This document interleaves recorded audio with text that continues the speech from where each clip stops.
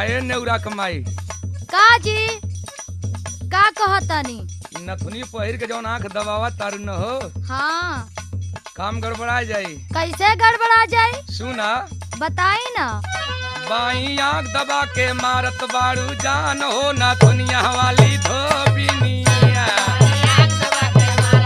अब इन कहाँ देखतानी?